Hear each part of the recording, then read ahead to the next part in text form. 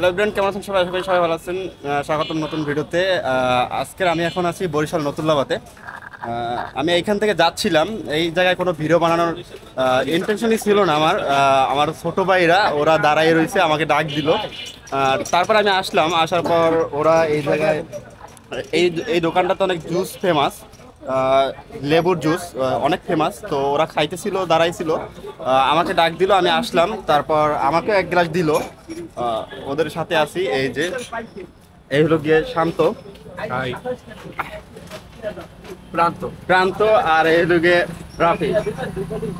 তো ওরা ডাক দিল আমাকে, ভালোই লাগতেছে।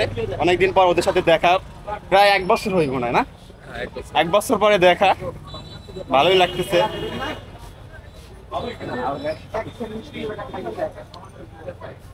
এই যে দাদু, এই দাদু সবসময় এই দোকানের সামনে বসে থাকে। আর ওই ভাই, এই ভাই সবসময় মানে এই জায়গায় জুস বানায়। ভাই আপনার নাম কি? আমার নাম সঞ্জয়। সঞ্জয় ভাই, আপনার এই জায়গায় কি কি জুস পাওয়া যায়?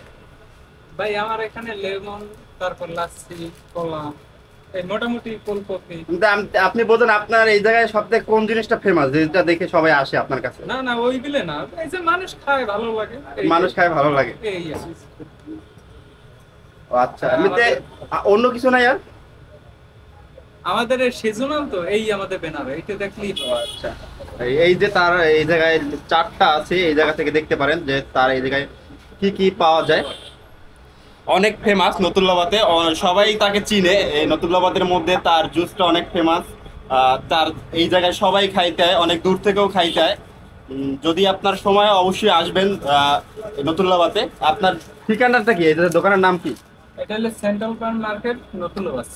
আচ্ছা, ঠিকানাটা তো ভাই বলেই দিল। আপনারা যদি সময় পান কখন, আর নতুল্লাবাদ থেকে সবাই অনেকেই জার্নি করে, অনেক দূর দূরান্ত যান, ঢাকাতে যান বা অন্য অন্য জায়গায় যান। সবাই যদি কেউ যদি সময় পান তাহলে অবশ্যই এসে তার জুস বা লাচ্ছি ট্রাই করে দেখবেন। অনেক ভালো বানায়, অনেক ফেমাস বরিশালের মধ্যে। ভিডিওটি শেষ পর্যন্ত দেখার জন্য সবাইকে ধন্যবাদ।